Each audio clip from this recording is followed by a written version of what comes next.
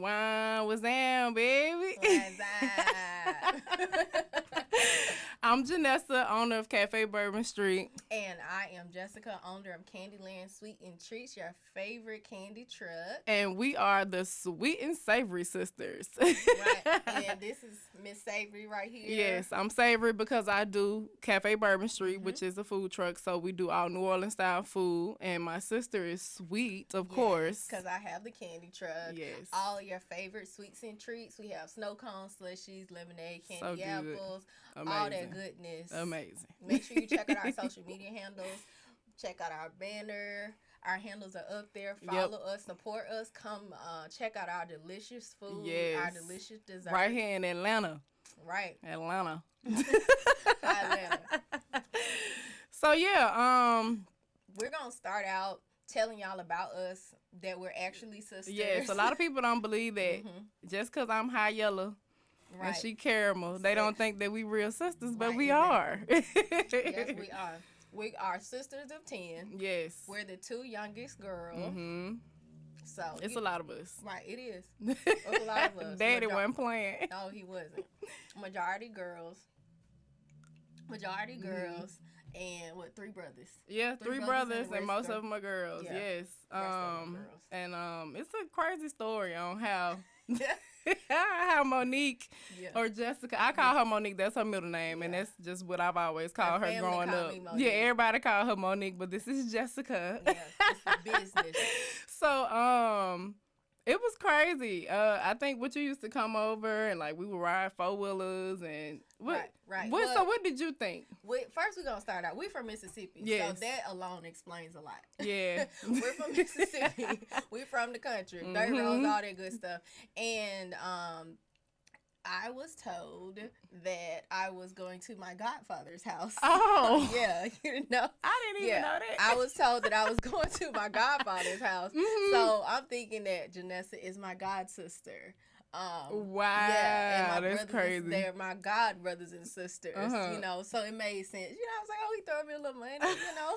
Wait a minute. That's my goddad. And then, like, even knowing who my dad is, so, like, to even think of him as, like, the godfather, like, you know what I'm saying? That's crazy. It felt right. Yeah. It felt like it made sense. Oh, my God. But that's what I was told. Mm-hmm. But when I was 13, he sat me down and he told me, just like I said, keep in mind, we're from Mississippi, okay?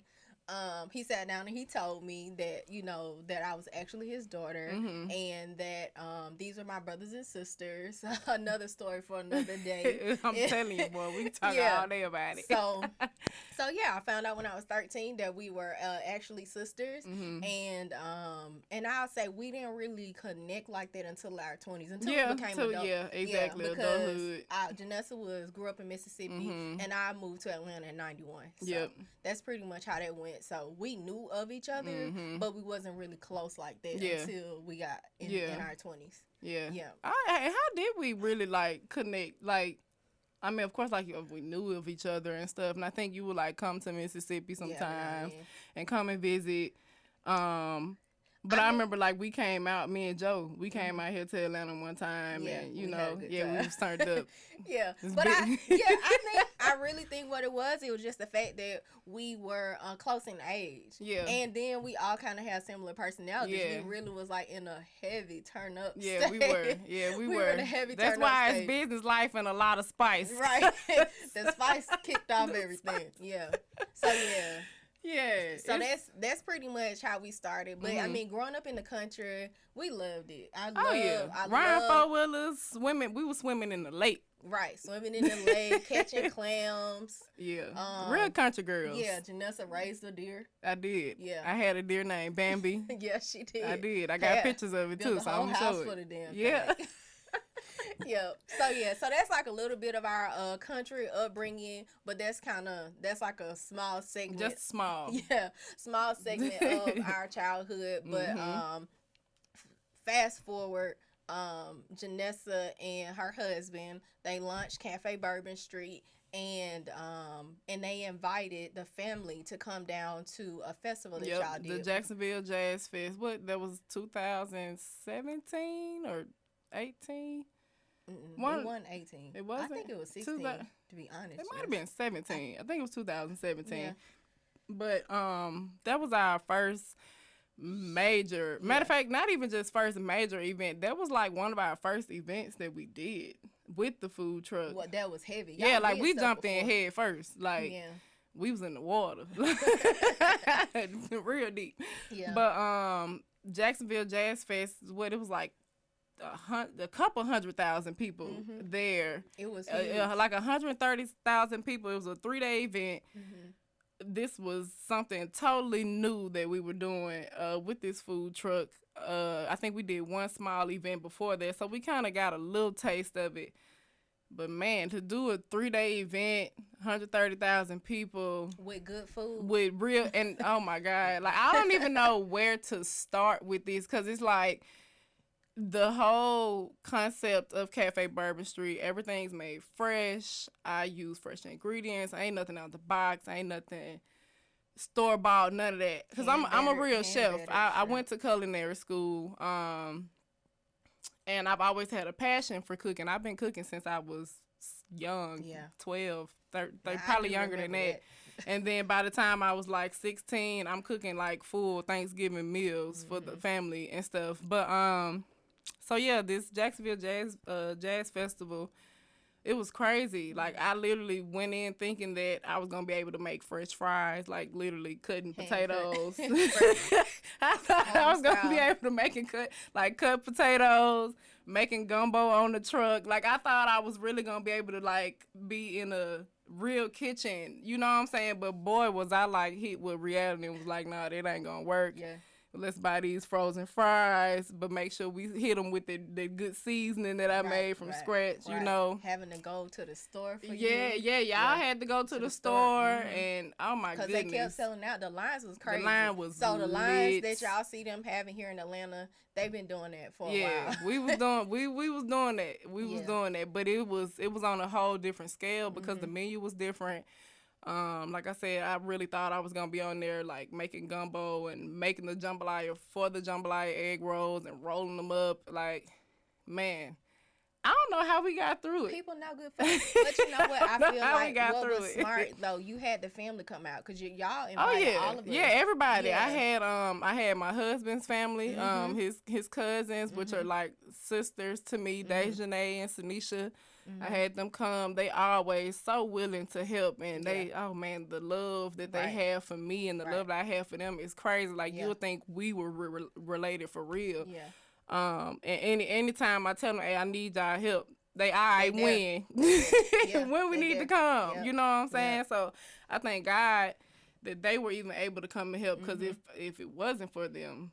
Whew, boy. Yeah. Well, you had backup because you called all of us, but the whole family came down. Yeah, everybody came. And I think from my side of the story, I'm seeing how successful, the business is going, how long the lines was for them. And then I looked next to them, and it was Kona Ice. It was Kona Ice. Kona Ice and his right lines there. was just as long. And I'm like, wait a minute. So I was like, she on to something. She got the thinking. Yeah, right. She on to something. And I saw how long his lines was, went over, had a conversation with him, talking to him, but he is under a franchise. So I decided to look into becoming a part of that franchise. Was not interested in it because the numbers did not make sense. Didn't make sense at all. And, a year later, here comes Candyland. Yeah. So she wasn't playing no games. Like literally, I think even while we were at the Jacksonville Jazz Fest, you was asking us questions. You was like, all right, where this truck come from? Yeah. Who built the truck? Right. You know what I'm saying? Yeah. Like you were really trying to get the information, and we was like, all right, well here you go. You know, and but she wasn't playing no games. That's mixed up with fed up for working for somebody. True. You completely fed up. You're not valued. You're not appreciated, and you frustrated. My background, I come from 11 years in retail management and training to be a district manager, and just being overlooked, continuously training people, getting people, really supporting the company and giving them everything that they need as far as keeping them staffed, being a training manager and all those different things. It got old. I did it for 11 years. Damn. So you know, I see my little sister and her husband teaming up, making shit happen. So then I was just like, you know what? I need to do the same thing, you know? So they motivated me. I mean, and she's right. A year later, you know. Literally a year later. A year later, Candyland was, and it was just, it's just been a journey from there. And, but, I mean, it's been hard. It's been challenging. It's been a lot of people who've been following me already. They saw how it started and they see where it is right now. And I've been through a lot of trials and tribulations, but it's like it was worth it. It's never a cakewalk. Oh, never. Ain't never that. Anything worth having. Because we, like I said, we've been in business. I think 2017 was the year that we actually started. And a lot of people here in Atlanta don't know that. They think that, you know, this is something new. They think that, oh, they've been here like a year and they've been booming. Nah, yeah, we've been here for a year. But we were originally in Orlando, Florida, and we're really trying to figure it out. Yeah. You know what I'm saying? We were doing the festivals and doing the little food truck events that were in town. Yeah, right. And just, you know, chasing these the events and stuff. And we realized that ain't where it's at. But I think you guys realized that once you got here. Is that right? Or I mean, we realized it before. Yeah, we realized before that was one of the main reasons why we moved here to Atlanta, because of the fact that, you know, we were in Orlando and the people there don't understand the culture of New Orleans. You know, a lot of people in Orlando are like they're from, you know, Puerto Rico, or they might be from New York, or they might be from Haiti. It's just everywhere, you know what I'm saying? So they don't, when they hear New Orleans, sometimes oh, what's that? What kind of food? What is jambalaya? You know what I'm saying? But, so, like, I'm going to pause you for a second. In business, you have to, like what we all do, you have to go back to the table and rethink. And that was a big sacrifice they were willing to make. To do that. Is, you know, am I willing to pick up my life and move for the sake of my business? Yeah. So that was a decision that they came together as partners to make. So it's like, if you do want to go in business, how committed are you? Yeah. You know, and to me, that shows your commitment. Oh, yeah. But look at the blessings after that. Exactly, exactly. With me and Markel, that's my husband. With me and him, we always think long term. Yeah. We think about, all right, we ain't just trying to figure out what's working now and how we can get it now. We trying to figure out, all right, what's working now, but what's gonna work in the future. Right. You know what I'm saying? Because this is for real. Yeah. Like this ain't nothing we playing with. This is our livelihood. Right. You know what I'm saying? We're not trying to go back to punching. And we can't, because we don't have full-time jobs. There's some people who have food trucks that, you know, they just do it here and there or whatever, and they go to work. Nah, this is work. The food truck is work. Right. And then on top of that, when you're already committed, you got debt to pay off. Yeah. So it's like you can't quit because you got bills. You got bills. Like, we got to pay this shit off. Real bills, okay. Say, you know what, we tried it 6 months. Yeah. It's just not for us. No, baby. You got to make it work. Yeah, you do. But, like I was saying, you know, the people in Orlando, they just don't understand the culture of New Orleans. So we was like, well, we need to go. And we knew we didn't want to go to New Orleans because it didn't make sense as far as business-wise to, like, oh, we'll open up a New Orleans spot in New Orleans. Like, they got plenty of that there. You know what I'm saying? Yeah. So we brought it here to Atlanta because we just felt like Atlanta would be a good spot because, I mean, it's a lot of black people here. You know, it's a lot of culture here. It's a lot of people who understand. And then it's a lot of people from New Orleans here on top of that. And then I would say, like, you know, y'all saw, so they're in Florida still, and I launched my business here. So, you know, me sharing with them my experiences here and how, you know, Atlanta supported me.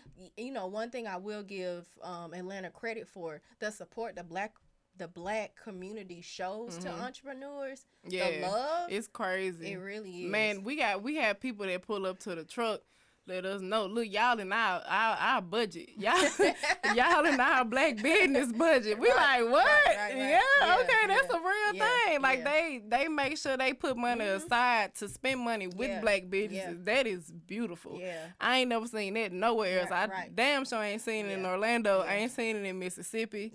Because it's just, you know, it's different. And I think the black people here, in Atlanta understand we got to help each other. Yeah. You know, I think they know that, like, and in order to help each other, you got to support each other. Yeah, right. So, and I also feel like when they see us doing it, it kind of like touches a soft spot for them because they know they have an idea. True. And they know it's something that they want to do or a gift that, you know, they're blessed with, and they just kind of haven't taken that leap yet. And then they see us and they're like, dang, they really doing it. Yeah. You know, they really doing it. So, real. You know, that's one thing when we can help and just share advice or love on y'all as far as like helping you.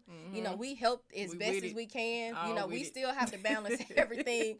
We still have to balance, you know, work and life and all that stuff. But as far as like, you know, helping the next person pursue their dreams, just do it. Yeah, just do it. Don't offer too much time. Of course, create your plan, map it out, but don't procrastinate, because it's like you never know when today, what we got going on right now, you don't know when this is coming.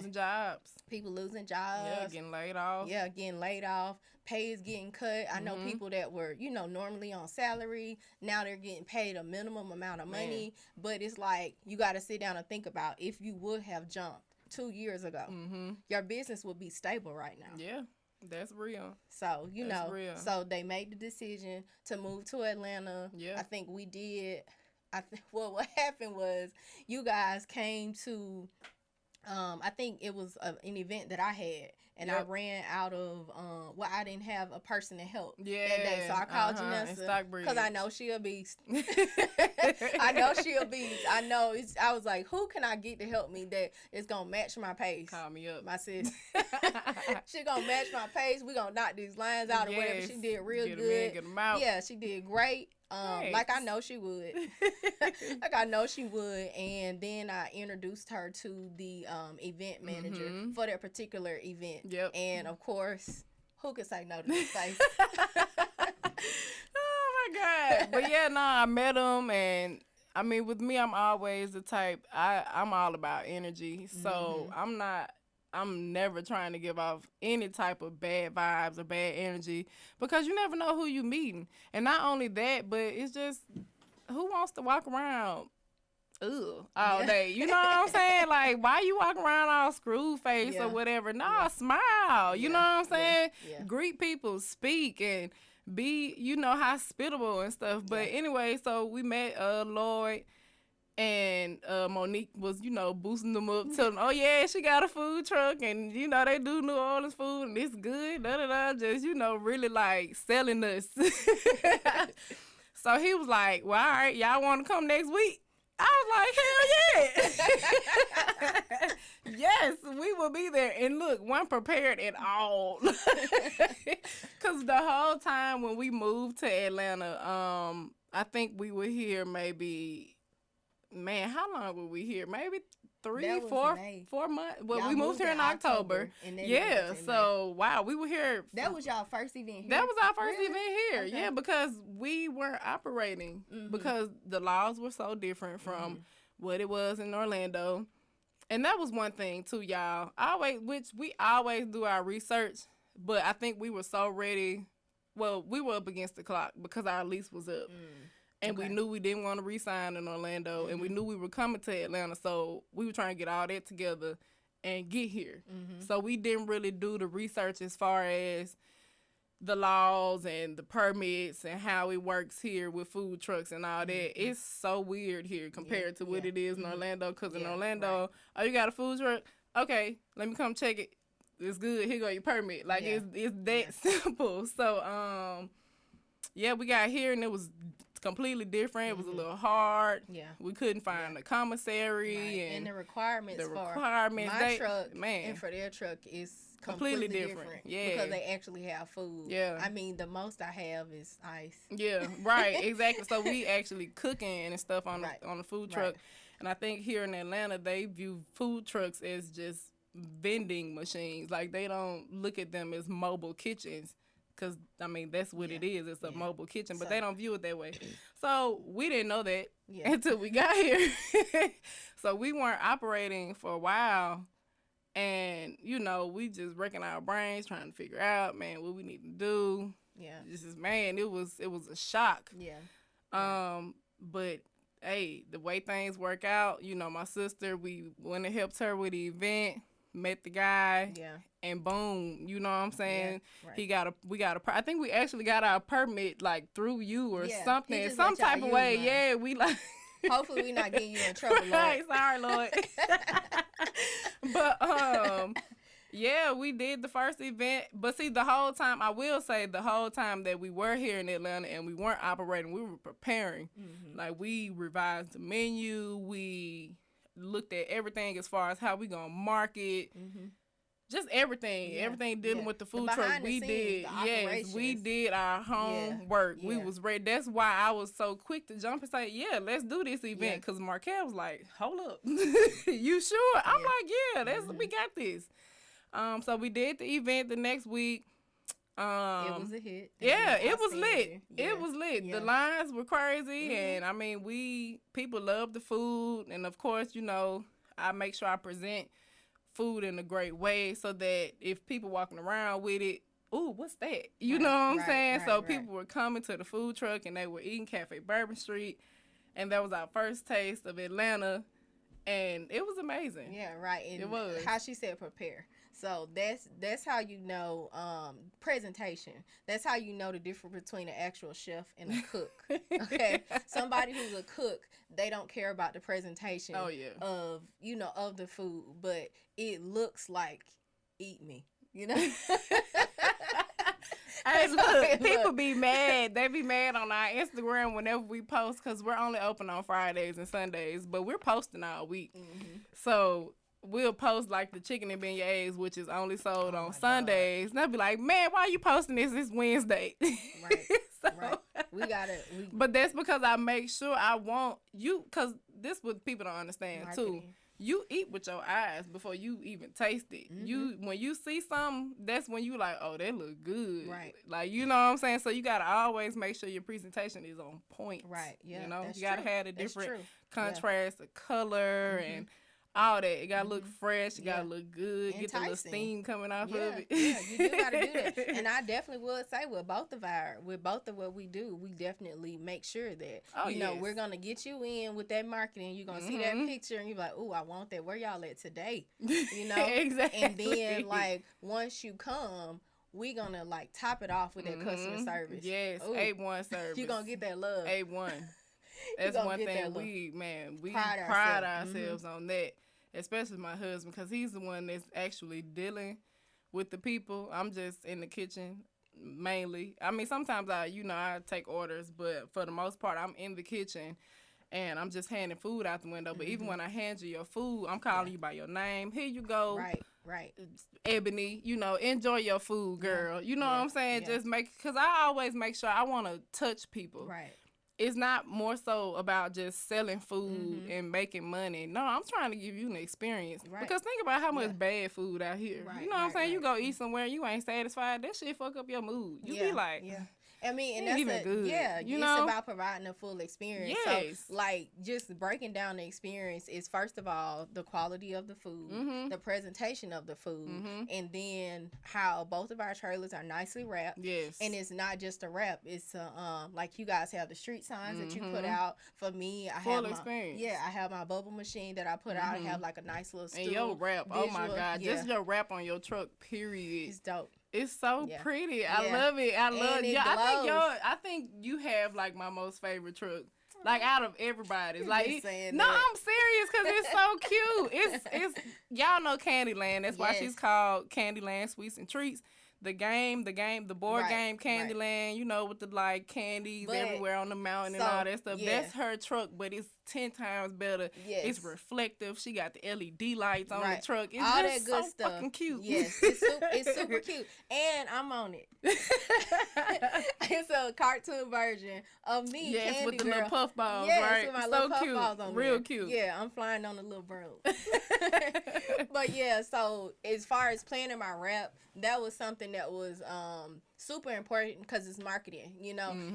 What I do is the snow cone slushies, lemonades. I mean, when you go to events, you see that all the time. So it's like when I was at the drawing board before, actually launching the business, when I'm mapping out, how am I going to intrigue my customers, I was like, okay, I don't want to just make regular snow cones. I want the best snow cone machine maker.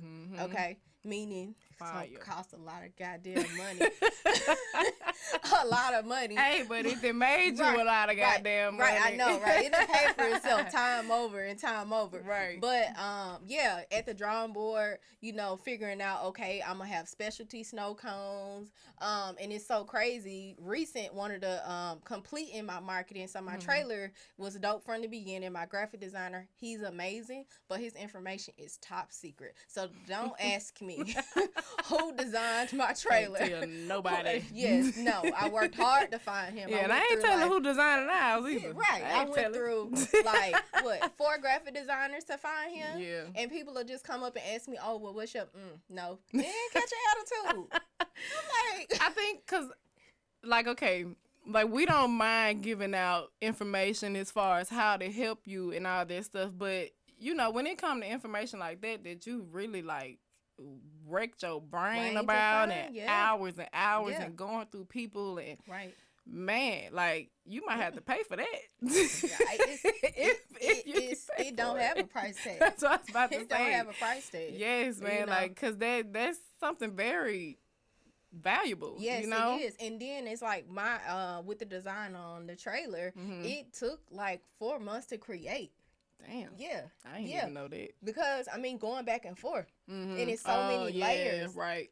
It's so many layers to it. So, it took him 4 months to do it. And he did an excellent job. Yes, his creativity is insane. It's real dope. Yeah, I love your trailer it's so rap, good. man. I'm like, he might be a little crazy,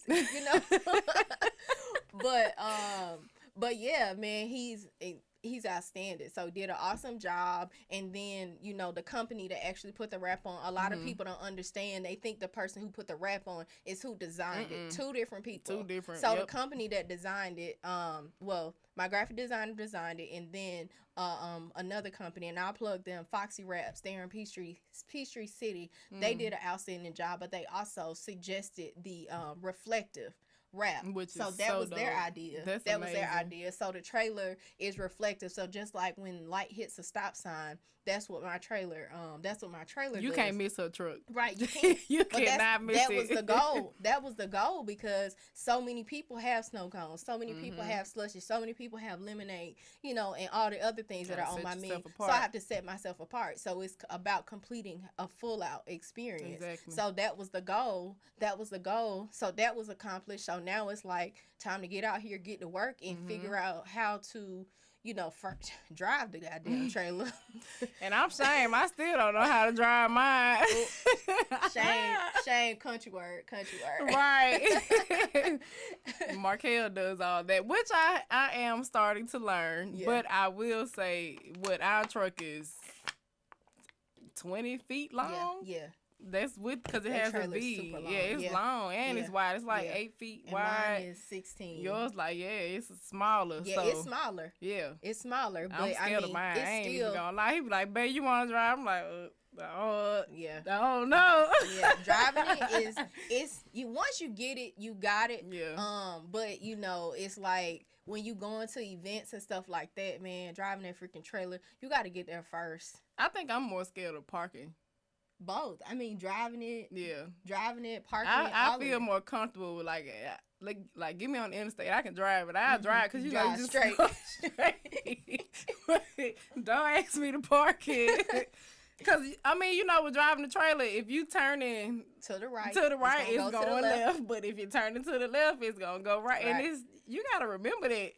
You do. It's hard. I mean, you got to remember, but I don't know. Anybody ever see me parking? You'll see me doing okay, this. Every time. I still do it to this day. So, God. But, that's just some of the stuff that, from the beginning. But, it's been so worth it. I definitely, the journey has been stressful, but I wouldn't trade it. But I am thankful. That's one thing. thankful for my prior job because it taught me how to be a boss. I was running a multi-million-dollar company, you know, for somebody else, but they trained me how to do it for myself. Wow. So every job that you have, they're really teaching you how to do it for yourself. That's but dope. It's your perspective. It's how you're looking at it. You can go to your job and say you hate it every day, but it's like, if you're good at it, why not? You know, why not? I never thought about it like that because, you know, I was never in a position of like management or like over a store, but I worked at P.F. Chang's, and, you know, at two of the most like high volume places. I was the one in Clearwater first. And God, it was lit because it was attached to a mall. Yeah. So, man, it would be crazy. And that was, you know, that was my first real kitchen job. And, man, I would be, they loved me because I work my ass off. I'm a hard worker. If I'm going to do something, I'm going to do it. Right. You know what I'm saying? So, they loved me. I'm getting plates out, working pantry. I'm manning the grill, the fryer, all that. And it was like maybe me and just one other person. And, you know, you got to make sure you played it right and all that. So I learned a lot of skills. When we came down there, you working? Yeah, I was working. Yeah, when you came there, when you came to visit me in Tampa, I was, working at P.F. Chang's. And, man, they was working the hell out of me. Because I would open, I would close, then I'd come back and open. So you shutting it down? Yeah, I was setting it up, setting it down, all that. But you know what I'm saying? That's a form of management. You know True, what I'm saying? It's true a that, form of management. true that. And I will say that skill helped me be able to be agile on the food truck. Like, it's nothing to me. It's been times where my employees couldn't come. I had to work the food truck by myself. I didn't care. Beasted. And you know, not to like say anything bad about them because they're great. They're both amazing, but I kind of work a little bit better, like, by myself, because I get in, like, a little flow. I get in the, you know what I'm saying? I in my head, because I was already working at P.F. Chang's by myself and having to do a lot, I know how to manage my time. Like, all right, I got the chicken down. Let me go get these fries down. Like, you know, just knowing it and doing it. And I'm really pumping that shit out. And food was getting out a lot faster. You know what I'm saying? So I feel you. And it's like that for me, too. It's like, unless, like, as far as me, you know, my process is a lot less complicated than what Jonnessa has to do as far as inside. But when I do have workers, and mine is mostly my family, my little sister, my little boo. She is definitely my right hand. She's in college right now. She actually she came up with the peach of the tiger, right? Came with the peach of the tiger. That drink so good. Oh my God, I love that drink. So she's my right hand, and my family. And my family is one that really helps me. And I have workers, but I call them in when I need it. But to be honest, with everything being so easy in my trailer, like if anybody came out to support last Friday, I ran the whole day by myself. My mom came and helped me break everything down and stuff like that. So I mean, but for the most part, if it's not a festival, I can usually run everything on my own. Yeah. And I mean, and it's like, once you get the hang of it, it's cool. But it's like, if it's my sister helping me or my mom, we do good because they know how everything works. Yeah, they know how you. But if it's just a person coming from the outside, it's like, you know, just get it out of my way. When we open, you can come on in here. Yeah. But like, for now, you don't know where shit is. Yeah. You just kind of like. But see, that's when you gotta like, if it's a slower thing or something like that, you can train them. Yeah, you train them. So that way you ain't even gotta do it. You know what I'm saying? If it's game time. Yeah. Like, now it's different. No, I feel you on that. Or running late or something like that. Like, you know, just go have a seat. And I don't talk to them like that. But I'll just say, you know what, just give me a minute, let me get myself together, come up with a plan, because so they won't just be sitting there not doing anything. Yeah. But once you get the hang of something, sometimes you do work better. Yeah, because it comes naturally, you know. But it's simple. So I mean, a lot of times when my workers do come, you know, we really enjoy it. They have such a good time. Okay. They have such a good time. Yes. So yeah. But y'all have learned some tidbits about us. It's so much more to learn about us. We are going to be talking about all aspects of business. We are going to be talking about the spicy things. We're going to be talking about self-care too. Yeah, because we didn't wake up like this. We'll talk about self-care too. So yeah, vacations, turn ups, you know. So y'all, like, I hope you guys really enjoyed our show today. I'm Jonnessa. And I'm Jessica, and we are the Sweet and Savory Sistas. You should have said that. The Sweet and Savory Sisters. So, you know, I hope you guys tune in next time for our next episode. Make sure you guys follow us on social media. On all social media. Instagram, click follow on all that. Right. And then make sure you subscribe to our YouTube and tune in to our next show.